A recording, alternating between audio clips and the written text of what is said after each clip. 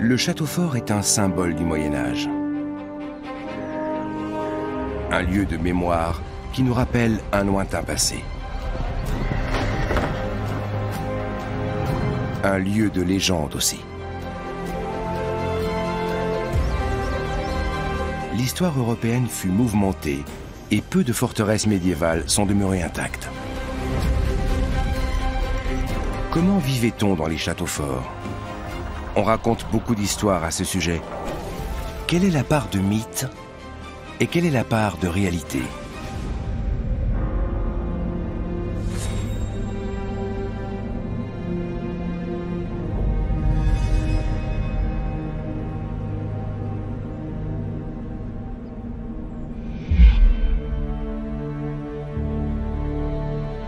Vers l'an 1000, une nouvelle ère s'ouvre en Europe. C'est le temps des châteaux forts.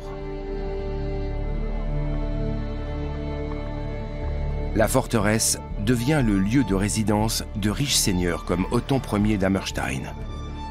Elle est aussi le symbole de leur pouvoir.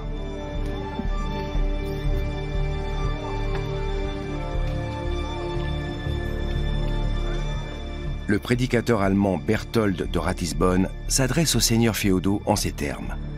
Il faut s'agenouiller devant vous, se lever devant vous et vous craindre.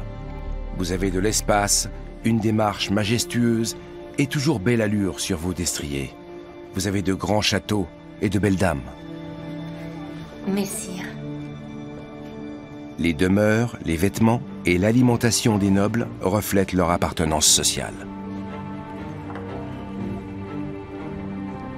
Je vous sers. Toutefois, ce matin, Othon d'Hammerstein doit se contenter d'une bouillie et d'un quignon de pain.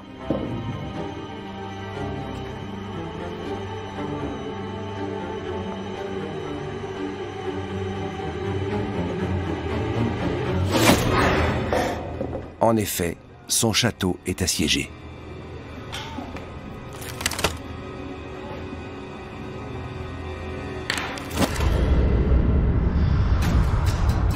L'empereur germanique Henri II est prêt à tout pour prendre Hammerstein. Mais il n'a pas assez d'hommes pour s'emparer en un tournement de cette forteresse réputée imprenable.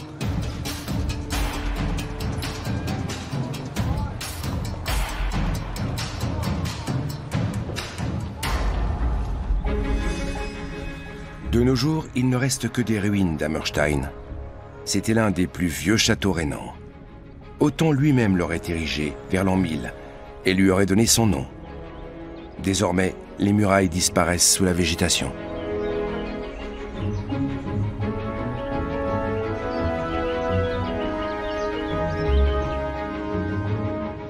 Othon appartient à une famille dont les possessions s'étendent à l'est du Rhin. Sa puissance s'accroît à la suite de son mariage avec Ermengarde de Verdun et d'une série d'héritages. Il devient une menace pour l'empereur.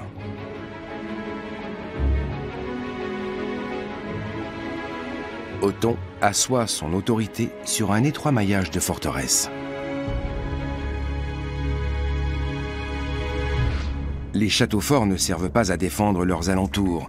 Ce sont davantage des retranchements à la disposition des guerriers. Ces derniers stationnent à des points névralgiques tels qu'une vallée, un fleuve ou un lac pour pacifier et administrer le domaine. Au XIe siècle, on voit surtout des châteaux à mottes. Ce sont des fortifications en bois peu onéreuses et rapides à construire.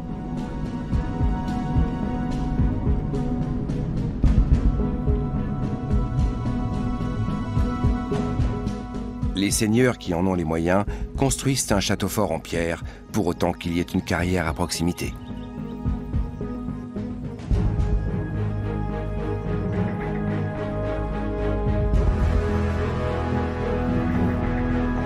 Une forteresse en pierre composée d'un donjon et de hauts murs est difficilement prenable.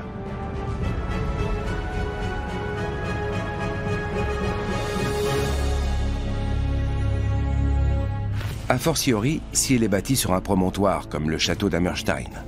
Pour investir une forteresse, il y a 3 voies possibles en théorie. On peut passer par-dessous, par-dessus ou en force. Mais dans le cas d'Hammerstein, la première voie est exclue. Impossible en effet de creuser une galerie sous le château car il est bâti sur un éperon rocheux. La deuxième voie n'est pas davantage praticable. On ne peut pas installer de machines de guerre ni de tours de siège sur la falaise. Il ne reste qu'une possibilité à Henri II. Il doit entrer en force par la porte, qui est le seul point faible de la forteresse. Ces fantassins utiliseront un bélier, mais ils seront obligés d'emprunter le chemin qui passe sous les remparts. Ils seront donc exposés aux tirs des défenseurs. Le plus simple est de faire le siège du château, couper les approvisionnements pour affamer la garnison et la pousser à se rendre. Des éléments défensifs des châteaux forts se retrouvent dans l'architecture contemporaine. Le service fédéral allemand du renseignement dispose d'un nouveau siège à Berlin depuis 2017. Ce bâtiment de haute sécurité est l'œuvre de l'architecte Jan Kleihues.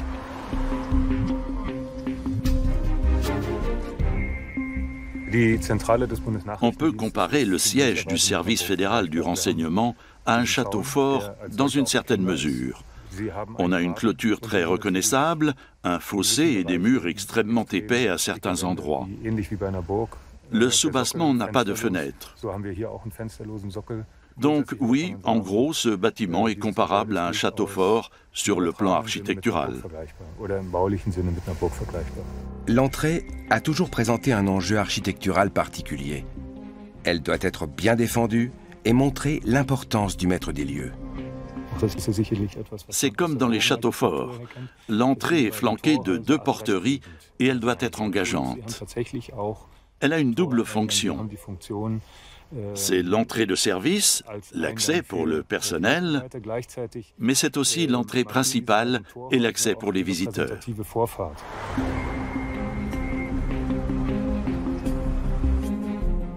L'entrée est un peu la carte de visite d'un édifice. Au Moyen-Âge, on donne rarement la priorité à la fonction de représentation. On considère plutôt la porte comme un point faible qu'il convient de défendre au mieux. En cas d'attaque, les défenseurs peuvent tirer des flèches ou lancer des pierres à travers des meurtrières et des machicoulis. La lourde porte en bois est défendue par une herse. À partir du XIIIe siècle, de nombreux châteaux possèdent en plus un pont-levis. Qui dit pont-levis dit fossé. C'est l'une des défenses les plus élémentaires. On creuse le fossé dans la terre ou dans la roche. En cas d'attaque, les assaillants devront le combler s'ils veulent utiliser un engin de siège.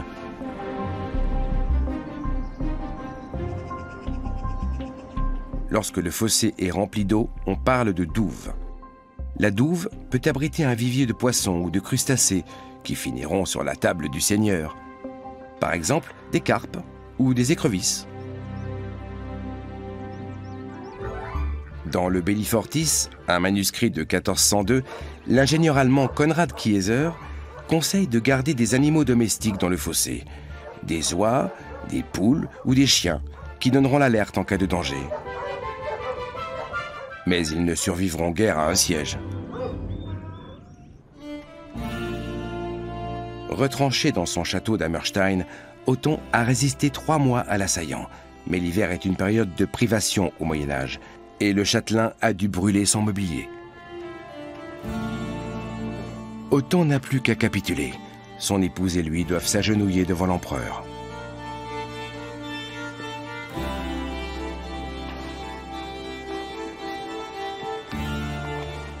Ils se présenteront nu-pieds et simplement vêtus.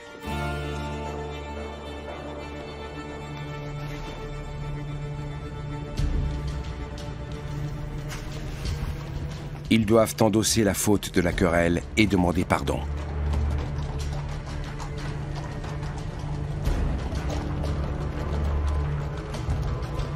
Mais Henri II est moins clément que son prédécesseur. Va-t-il se montrer indulgent ou punir de mort le seigneur qui a défié son autorité?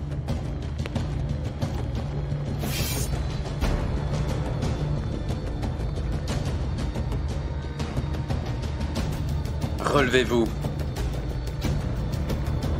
Même si l'empereur épargne leur vie, Othon et Ermengarde ont tout à perdre.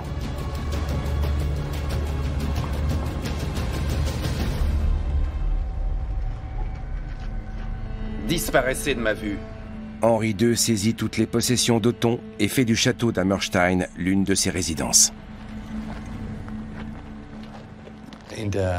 Dans le Saint-Empire, le souverain est au sommet de la structure du pouvoir. Il a un vaste domaine à pacifier et administrer. Pour cela, il construit des châteaux forts à différents endroits et les octroie à ses nobles.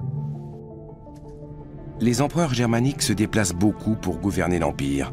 C'est pourquoi ils tissent un étroit maillage de châteaux forts. Ces châteaux leur servent de résidence et de place forte depuis les raids hongrois du siècle précédent. Ils rappellent aussi constamment l'autorité impériale face aux puissants vassaux. L'organisation administrative du Saint-Empire romain germanique est unique en Europe. Il n'en va pas de même en France à la même époque. Les châteaux forts y ont moins une fonction symbolique. Le donjon français sert à la fois de résidence et de tour de défense, et ce jusqu'à la fin du Moyen-Âge. Pour le défendre, la garnison tire des flèches à l'arc ou à l'arbalète à travers des meurtrières. Le machicoulis, édifié à son sommet, permet de lancer des projectiles sur des assaillants qui se tiendraient à ses pieds. Guillaume le Conquérant va introduire cette architecture en Angleterre. Il envahit le royaume anglais en 1066. La tapisserie de Bayeux relate l'invasion normande jusqu'à la bataille de Hastings. Elle a été réalisée peu après les événements. Elle montre les châteaux qui jalonnent les étapes de la conquête de l'Angleterre. Guillaume va asseoir sa domination sur une centaine de forteresses qu'il prend ou construit. Les forteresses anglaises sont bâties sur le modèle du château normand quadrangulaire.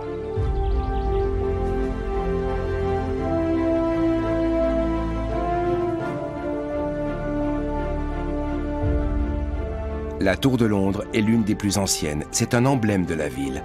La tour blanche a été édifiée par Guillaume le Conquérant. Avec la tour blanche, on a construit 3 bâtiments en un. C'était une résidence, un ouvrage défensif capable de résister longtemps à une armée, et c'était surtout un édifice majestueux. Par définition, une tour domine le paysage. Elle attire l'œil et elle symbolise l'autorité du maître des lieux. On a vu des tas d'imitations de la tour blanche fleurir au XIIe siècle. Tous les bâtisseurs de tours ont repris ces plans dans les moindres détails.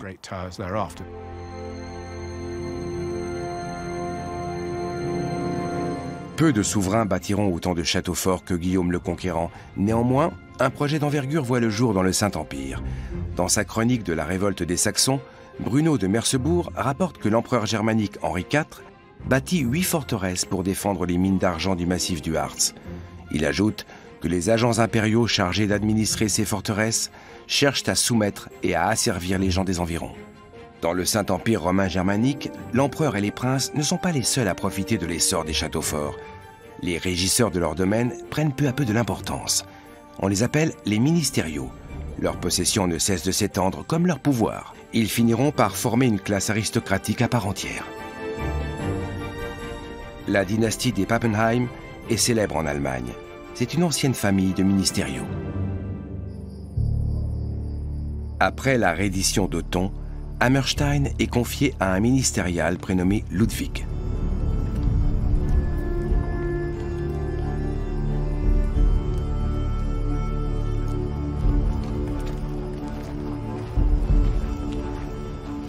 Le château sert de retranchement, mais aussi de coffre-fort. Depuis 1105, il abrite un trésor inestimable, les régalia du Saint-Empire romain germanique.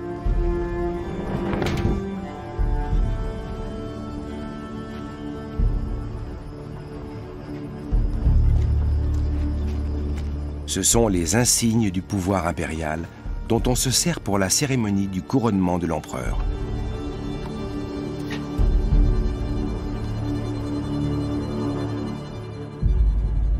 Ces répliques nous donnent une idée de la splendeur du sceptre, de l'épée, de la couronne et de la sainte lance impériale. Un empereur couronné sans ces insignes pouvait craindre qu'on mette en cause sa légitimité.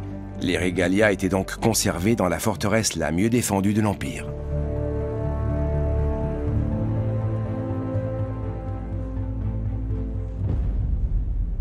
Mais, au XIIe siècle, Hammerstein n'apparaît plus si sûr. D'autres châteaux sont mieux défendus. Henri V décide d'ordonner le transfert des régalias. Ludwig assiste à leur départ, impuissant. Le château de Hammerstein a perdu son trésor. Il perd du même coup tout son prestige au sein de l'Empire germanique. Les insignes impériaux sont envoyés au Trifels. Ce sera le nouveau lieu du pouvoir. On dira d'ailleurs durant les 2 siècles suivants que le maître du Trifels possède tout le Saint-Empire.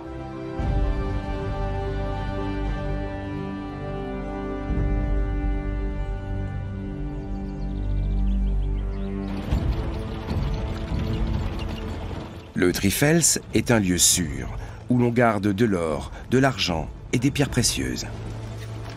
À partir de mars 1193, l'empereur Henri VI y garde aussi un illustre prisonnier.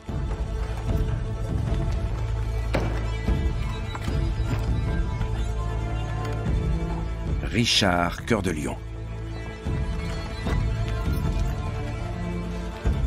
Richard Ier d'Angleterre a été fait prisonnier alors qu'il rentrait de la 3e croisade. Il voyageait par voie terrestre, déguisé en pèlerin car il s'était fait de nombreux ennemis à travers toute l'Europe.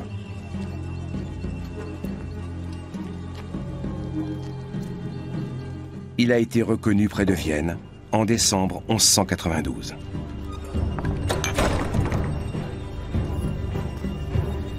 Êtes-vous Richard Ier, roi d'Angleterre, qu'on appelle depuis peu Richard Cœur de Lion? Cela se peut. Et maintenant? Et c'est ainsi que Richard Cœur de Lion est tombé aux mains de ses ennemis.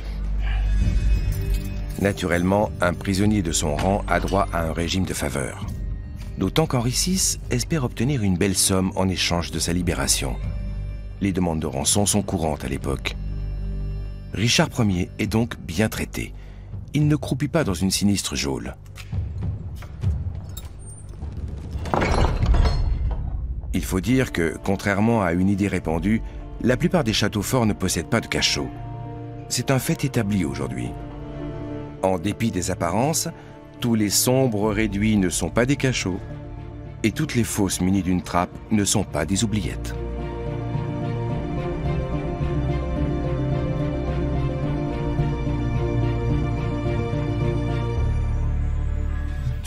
Naturellement, il y a des endroits qui se prêteraient à cela et qui stimulent notre imagination.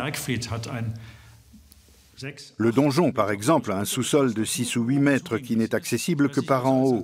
En théorie, cela pourrait faire de belles oubliettes. Mais comment y serait-on entré? Uniquement par l'ouverture du haut? Non, je ne pense pas que ce sous-sol servait d'oubliette. Bien sûr, il a pu y avoir des exceptions. Elles sont d'ailleurs attestées. Mais cela reste des exceptions. Les conditions de détention n'étaient pas les mêmes pour tous les prisonniers des empereurs au château de Trifels. Quelques décennies plus tôt, le margrave Wipprecht de Groich a droit au même traitement que Richard Cœur de Lion. Mais ce n'est pas le cas d'Adalbert de Sarrebruck, archevêque de Mayence, emprisonné en même temps que lui. Il fait pâle figure à sa libération en 1115. Il est très amaigri et porte une longue barbe grise. En 1194, un groupe d'aristocrates siciliens connaît un sort pire encore. Ils ont comploté contre l'empereur Henri VI. L'empereur leur fait crever les yeux après 3 années de captivité au château de Trifels, en représailles d'une nouvelle attaque contre sa personne. Richard Cœur de Lion ne connaît rien de tel. Bien que captif, il a droit à toutes sortes d'égards. On rapporte même qu'il participe à des beuveries et à des combats de lutte avec ses gardes.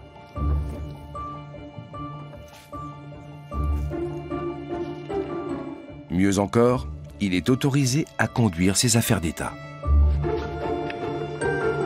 Une légende raconte que le roi d'Angleterre finit néanmoins par s'évader, grâce à un ménestrel ambulant qui aurait découvert par hasard le lieu où il était détenu.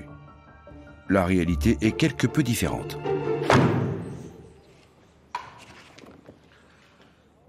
Henri VI est vorace.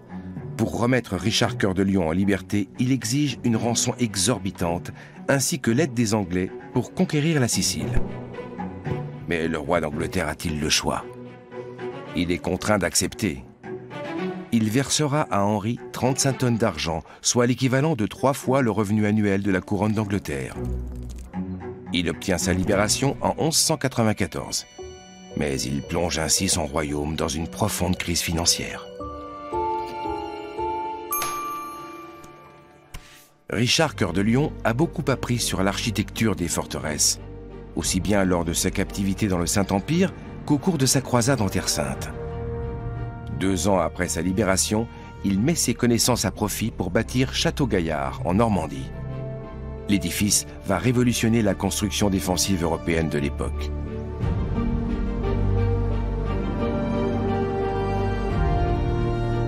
Les travaux sont achevés en moins de 2 ans seulement, et Richard Cœur de Lion peut s'exclamer avec fierté « Qu'elle est belle, ma fille d'1 an ». On a beaucoup dit que Château-Gaillard avait été le premier château qui avait apporté la révolution de la défense active, c'est-à-dire brutalement le passage d'un château passif, celui du XIIe siècle, à une défense active. Aujourd'hui, on nuance un petit peu cette affirmation, parce que Château-Gaillard n'a pas de père et n'a pas de fils. Je veux dire, on ne voit pas très bien dans quelle filiation il s'inscrit par rapport à l'Orient, et tous les principes qu'il énonce n'auront pas de lendemain. Il faut dire que 6 ans seulement après l'achèvement des travaux, le roi de France parvient à s'emparer de la forteresse prétendument invincible de Richard. Philippe II l'attaque en 1204 avec une armée de 6000 hommes. Les Français construisent une chaussée couverte pour prendre le Châtelet qui défend l'accès de la forteresse. Puis, ils pénètrent dans la première enceinte en passant par la fenêtre des latrines. Enfin, ils ouvrent une brèche dans la seconde enceinte au moyen d'une machine de guerre et s'emparent ainsi du château. Comme on le voit, les techniques de siège sont très sophistiquées au Moyen-Âge et elles donnent d'excellents résultats, à Château-Gaillard comme ailleurs.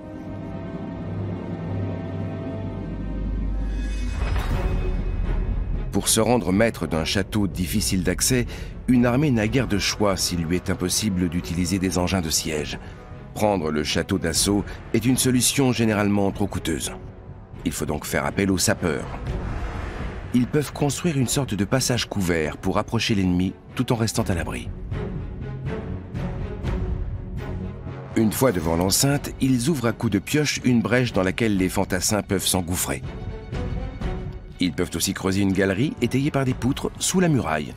Puis ils la remplissent de produits inflammables et mettent le feu aux poutres pour provoquer l'effondrement de la muraille. Les plus hardis pourront donner l'assaut. Ils graviront les murs sur des échelles de bois ou en faisant une pyramide humaine. Cette technique est employée jusqu'à la fin du Moyen-Âge. Les plus rusés soudoieront quelqu'un du château ou y enverront un espion. La chose est assez courante. L'arme psychologique peut se révéler très efficace aussi. Le siège du château d'Eltz illustre différentes manières de l'employer.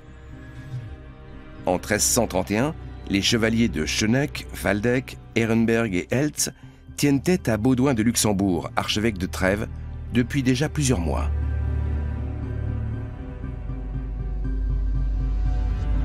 Pour les faire rentrer dans le rang, Baudouin envoie une petite troupe mettre le siège devant le château d'Eltz. Il veut l'isoler pour l'affamer et obliger ainsi la garnison à se rendre.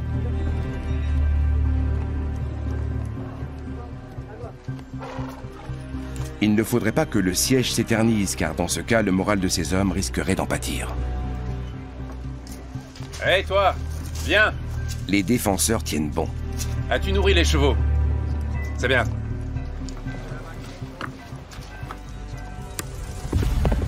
Ils parviennent toujours à se ravitailler.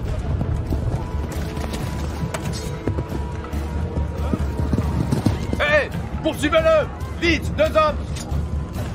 En jouant au chat et à la souris avec l'ennemi, ils peuvent espérer amener la lassitude dans ses rangs et provoquer des désertions. Cela se voit souvent à l'époque. Fichtre-là! Pour entretenir le moral de ses troupes, Baudouin décide d'améliorer leur confort. Il va remplacer les tentes froides et humides par un bâtiment en dur, où les hommes seront au sec. Il va bâtir un château en face de celui d'Eltz.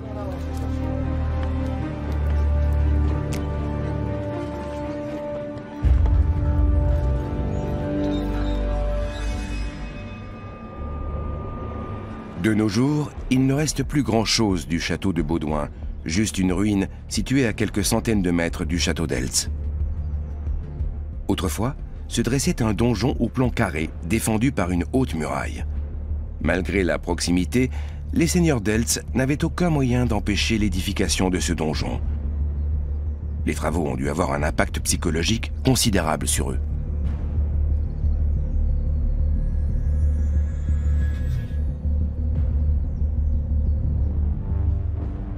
Il existe d'autres exemples de ces châteaux de siège. Une forteresse domine la ville de Runkel dans la Hesse.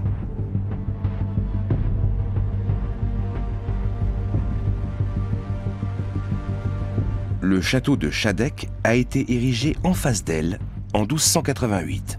Le message des assaillants était clair. Nous ne partirons pas d'ici avant d'avoir vaincu.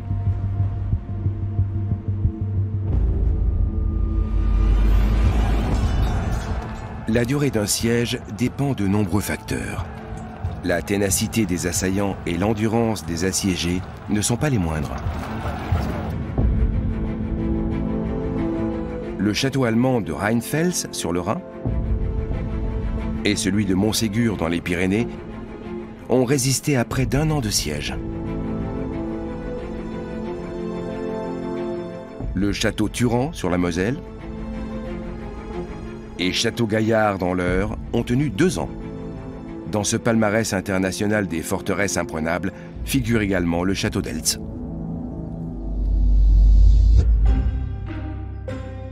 Pour soutenir un long siège, encore faut-il y être préparé. Il faut des réserves importantes de vivres qui peuvent se conserver longtemps.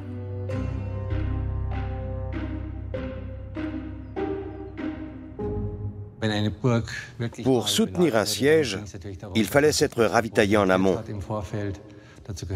Il fallait avoir fait provision de viande, de poisson et de salaison. Et il fallait avoir entreposé quelque part des céréales, des fruits secs et des légumes. En définitive, ce qui déterminait la durée d'un siège, c'était les réserves de vivres et surtout d'eau. La famine a forcé beaucoup de garnisons à se rendre.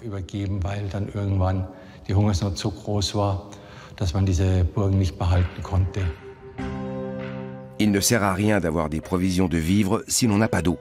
On estime qu'il en fallait 5 litres par personne et par jour. Quelques rares châteaux possèdent une source, mais la plupart sont approvisionnés par une canalisation facile à couper.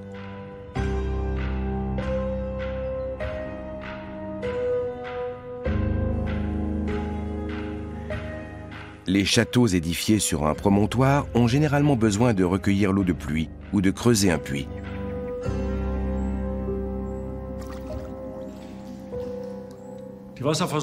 Quand le château est construit sur une hauteur, l'alimentation en eau se fait avec une citerne. Naturellement, la situation est très différente lorsque la nappe phréatique est à moins de 5 mètres de profondeur, comme c'est le cas dans les plaines du nord de l'Allemagne. Les puits les plus profonds sont dans des résidences impériales comme Trifels, bâties à la fin du XIIe siècle, Kyffhausen, ou encore Karlstein. Ce sont les 3 grands puits. Ils sont très excentrés parce qu'on a percé là où il y avait le moins de profondeur.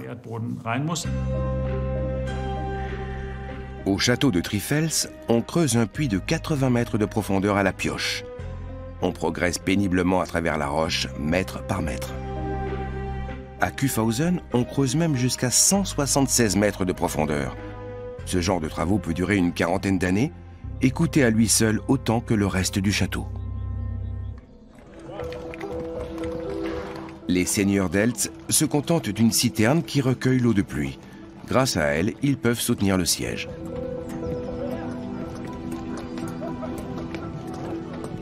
Contre toute attente, la forteresse ennemie qui se dresse maintenant en face d'eux ne semble pas tellement les impressionner. Alors, les troupes de Baudouin emploient les grands moyens. Retranchées dans leur château, elles vont bombarder le château d'Eltz avec une machine de guerre.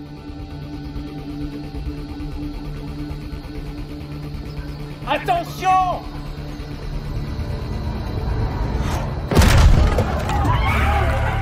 Les troupes de Baudouin ne cherchent pas à détruire le château d'Eltz.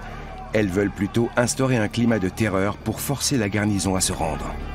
C'est la version médiévale de la guerre psychologique.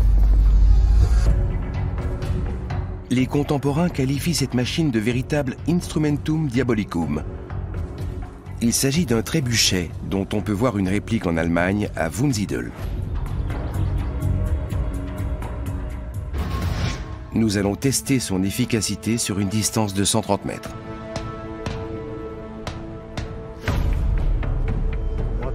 Michael Fuchs et l'association Collis-Klamat vont le manœuvrer pour nous. Ils ont construit ce trébuchet de 16 mètres pour les besoins d'une reconstitution historique.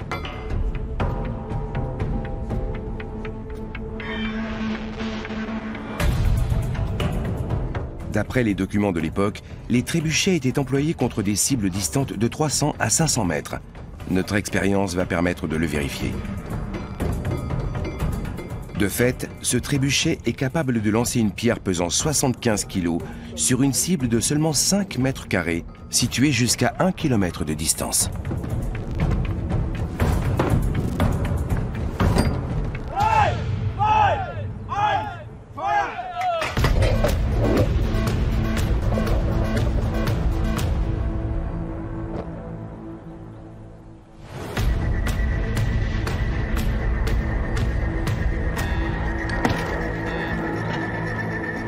Les traces laissées par le projectile sur la cible montrent l'efficacité de l'engin. C'est fascinant de voir la puissance d'un trébuchet. C'est flagrant ici. C'est très intéressant pour un chercheur comme moi. On peut estimer les dégâts que causait ce genre d'engin. On ne détruisait pas un mur avec un trébuchet, mais on pouvait raser les créneaux et viser les points faibles du château qui se dressaient là comme un bloc. Les pierres ne sont pas les seuls projectiles possibles. On peut en imaginer d'autres plus dévastateurs.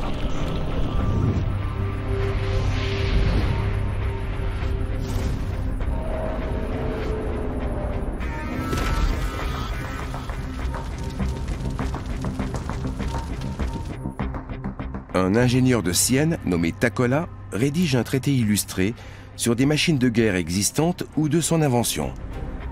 Il suggère de lancer des bombes incendiaires ou même des animaux en feu qui courront de droite et de gauche et embraseront tout sur leur passage.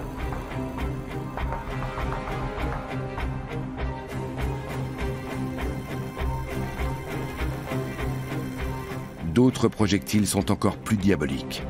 On peut lancer par exemple des excréments ou des cadavres contaminés pour répandre des maladies. Ce sont des armes à la fois biologiques et psychologiques. Les assiégés vont puiser la force de soutenir ces assauts dans la religion qui imprègne toute la société médiévale. Les moins pieux chercheront une issue plus prosaïque. Un autre lieu commun, c'est le passage secret. Certains parlent de galeries de plusieurs kilomètres de long entre deux châteaux ou sous une rivière. Mais ils oublient qu'il est extrêmement difficile de percer un tunnel. C'est quasiment un travail de mineur. Ce qui s'approche le plus de cela, ce sont les souterrains refuges. Il y en a beaucoup en Bavière. Ils datent généralement du Moyen-Âge. Mais des tunnels d'évacuation, on n'en connaît pas tellement. Il faut dire qu'un passage secret a un défaut. S'il permet de sortir du château à la dérobée, il permet aussi d'y entrer. Il faut donc le défendre lui aussi.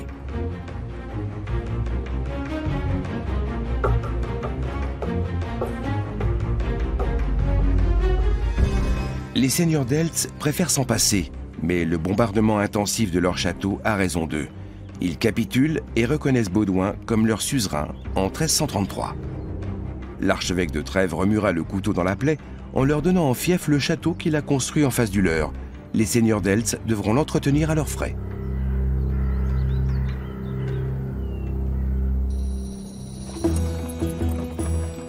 Quelques décennies plus tard, l'apparition de la poudre noire révolutionne l'art de la guerre. Des armuriers ambulants vont de ville en ville et de château en château.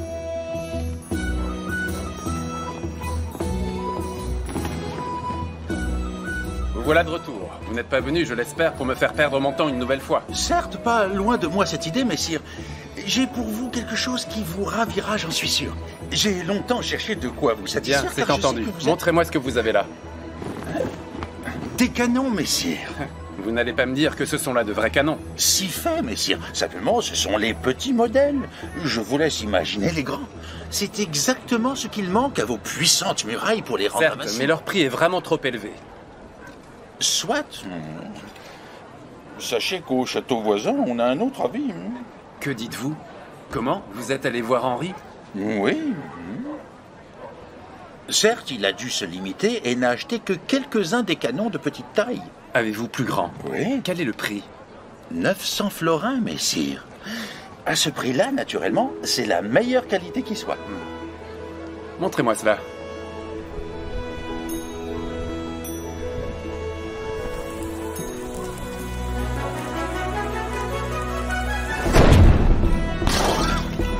Ces armuriers ont de bonnes techniques de vente. Ils offrent même un canon miniature à tout acheteur.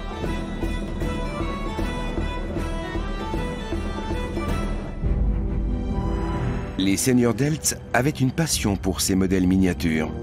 Leur collection est parvenue jusqu'à nous. Mais ces canons étaient-ils des jouets? Ces boulets peuvent transpercer une bille de chêne de 15 cm d'épaisseur. On a fait le test. Ils pouvaient transpercer 3 têtes selon nos calculs. Donc il valait mieux ne pas les laisser entre les mains des enfants turbulents. Le développement des armes à feu est assez lent. Les premiers canons font beaucoup de bruit, mais la précision du tir laisse à désirer.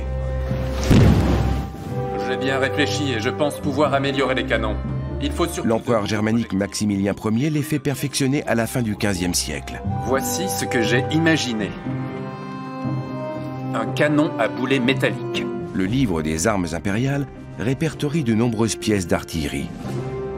Cela va du canon léger à la puissante bombarde capable de forcer un château fort. Maximilien entrera dans l'histoire comme le dernier chevalier et le premier canonnier du Saint-Empire.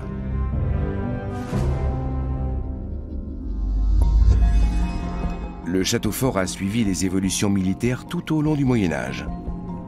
À l'origine, il était destiné à faire obstacle à des piétons équipés de béliers ou de machines de guerre. Il représentait également l'autorité du seigneur. À partir du XIIe siècle, le donjon est avant tout une tour qu'on doit voir de loin et qui n'a plus guère de fonction militaire. Il est le symbole même du pouvoir.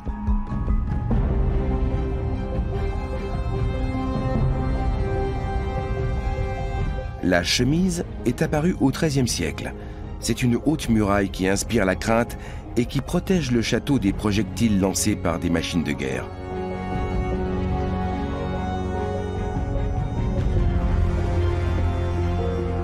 À la même époque, on a vu se multiplier les herses, les ponts-levis, les porteries et les tours de flanquement.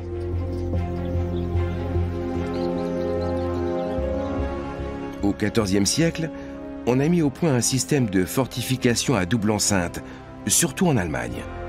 C'est une deuxième ligne de défense contre les fantassins. À partir du XVe siècle, le développement des armes à feu va obliger les bâtisseurs à trouver des parades.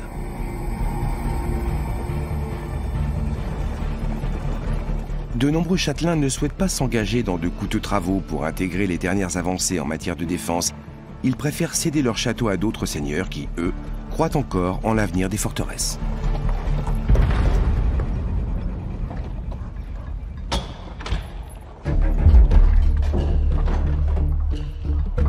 Allons, faites place maintenant, ou il vous en cuira. C'est ainsi qu'en 1518, Franz von Sickingen acquiert le château de Nanstein dans le sud-ouest de l'Allemagne. Ce chevalier mène des raids contre de nombreux seigneurs.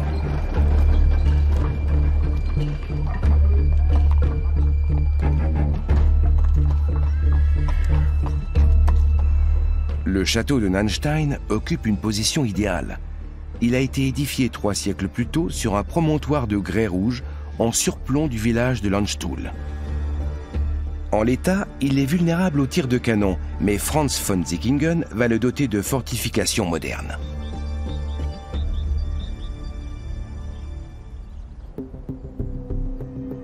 Dans toute l'Europe, le perfectionnement des armes à feu amène à inventer de nouvelles défenses. Au château d'Ackstein, en Autriche, on construit une série d'épaisses murailles.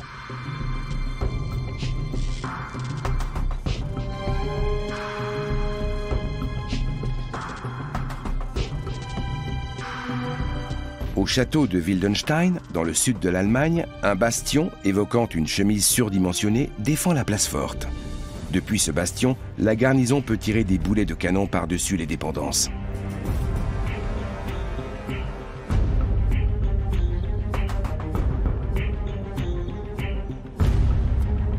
Un nouveau type d'architecture castrale se répand à travers l'Europe entre 1470 et 1540. Les modifications apportées à la forteresse de Coburg en Allemagne en sont un bon exemple. Pour supporter les tirs de canon, l'enceinte a été triplée et l'espace entre deux enceintes a été comblé avec de la terre. Les terrasses ainsi formées peuvent recevoir des pièces d'artillerie.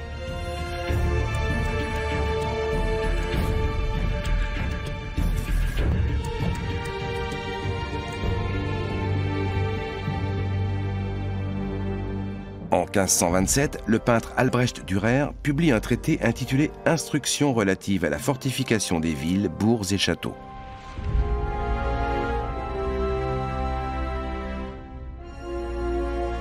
Il y décrit la tour d'artillerie, capable de résister aux nouveaux boulets métalliques qui frappent plus fort que les boulets de pierre.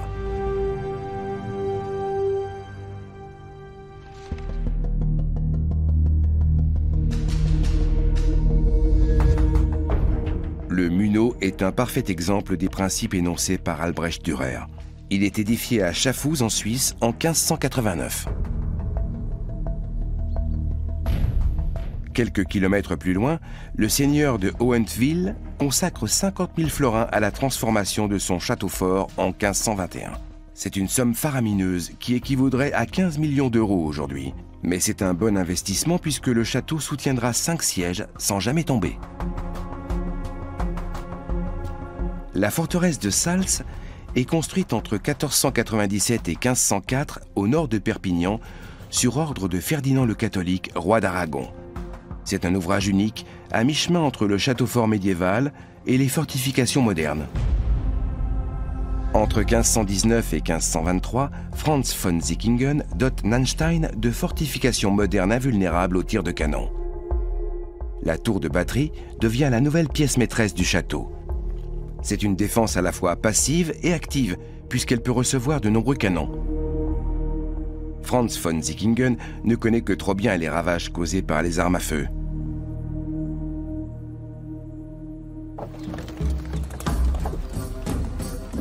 Il possède un grand canon qu'il utilise dans ses raids, le rossignol.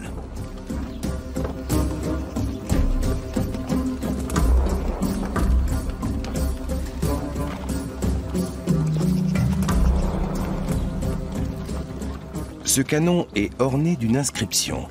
Rossignol est mon nom, mon chant est bon, mais ceux qui l'entendent le trouvent toujours trop long. L'adversaire est prévenu. D'ailleurs, la simple vue de ce canon monstrueux peut suffire à ouvrir les portes d'un château ou d'une ville. Vous n'avancez guère pour de vaillants soldats. Que se passe-t-il encore? Le rossignol est embourbé. Je vois cela. Messire, puis-je conseiller de chercher un autre chemin? Cela s'entend. Je vous conseille quant à moi de presser le pas sans tarder. Ramassez des branches et glissez-les sous les roues. Cela vous aidera pour dégager le canon de toute cette boue. Hardi, compagnon! Il faut donc tout vous dire. Haut les cœurs, soldats! Même s'il est encombrant, ce canon rend de grands services aux chevaliers. Franz von Sickingen accroît en effet ses revenus en faisant la guerre à des châtelains ou même à des villes. C'est l'un des chevaliers brigands les plus craints de son époque. Il use du vieux droit chevaleresque de régler une querelle par les armes. Ce droit s'appelle la Fed. Concrètement, il intervient dans un conflit, prend parti pour les uns et force les autres à lui verser de l'argent.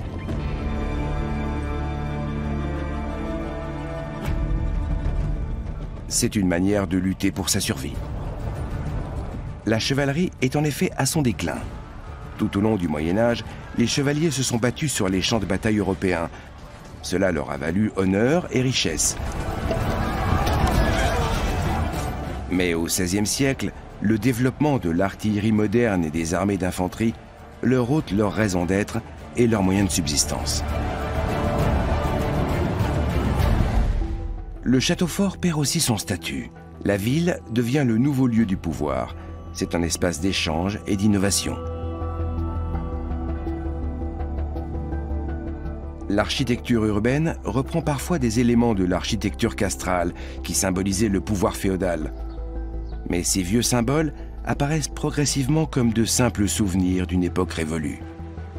À Nuremberg, par exemple, la maison bourgeoise de Nassau est avant tout destinée à impressionner les voisins. À Ratisbonne, à partir du XIIIe siècle, des familles édifient une tour sur leur demeure pour symboliser leur puissance, tout comme le beffroi symbolise celle de la ville. Ces maisons-tours sont fréquentes en Italie, mais restent rares au nord des Alpes.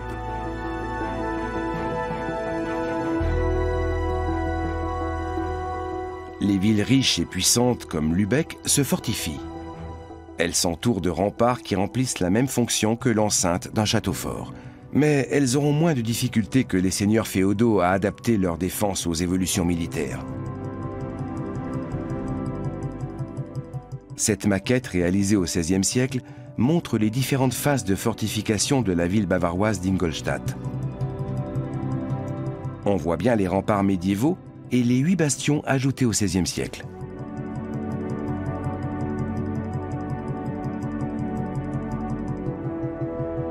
En 1522, les solides fortifications de Trèves ont raison de Franz von Sickingen. La ville lui résiste durant 5 jours sans déplorer aucun mort. Le chevalier est forcé de lever le siège. Mais une coalition de grands seigneurs le pourchasse jusque devant son château.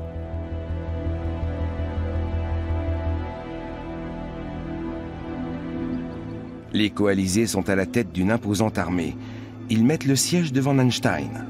Le feu incessant de leurs canons vient à bout de la forteresse en 2 jours seulement. Ils n'ont plus qu'à lancer l'assaut final.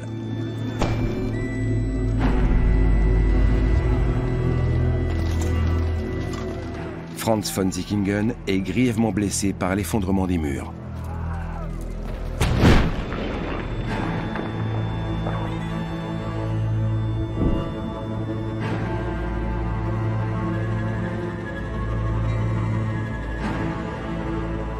Quelques jours plus tard, il succombe à ses blessures. Le château de Nanstein est en ruine. Il sera reconstruit, puis détruit à nouveau.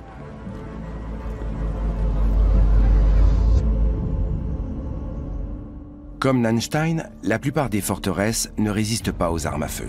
C'est ainsi que les évolutions techniques amènent la fin des châteaux forts. Peu à peu, les seigneurs abandonnent les vieux symboles de leur pouvoir. 1 an après la chute de Nanstein, une révolte de la paysannerie éclate dans le Saint-Empire romain germanique. Les paysans se soulèvent contre les seigneurs et l'Église.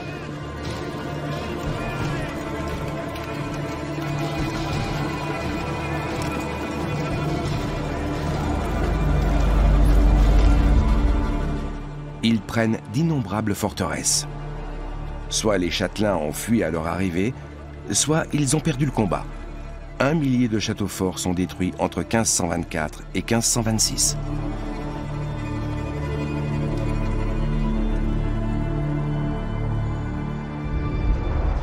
Le déclin des châteaux forts s'est poursuivi au cours des siècles suivants. On comptait encore 30 000 forteresses médiévales en France et en Allemagne au début du XIVe siècle. Mais ce chiffre n'a fait que reculer. Actuellement, seul 1/10 de ces constructions est conservé. 12 000 sont à l'état de ruine et 15 000 ont entièrement disparu. Seul leur nom est resté.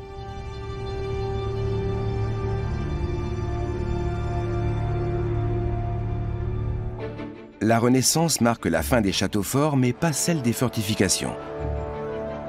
C'est en Italie, où les guerres se succèdent, qu'apparaît un nouveau style architectural. Le tracé à l'italienne va s'imposer dans toute l'Europe au cours des 4 siècles suivants. Fini les ouvrages avancés. Dans le plan en étoile, la muraille enserre de puissants bastions d'où l'assaillant peut être canonné sous tous les angles.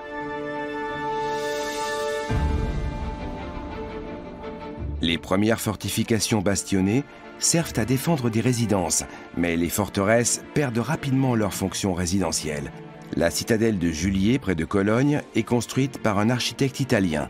Elle devient vite un bâtiment purement militaire. Les fortifications modernes sont les héritières des châteaux forts du Moyen Âge. Elles vont rester un élément central de la stratégie militaire jusqu'au XXe siècle.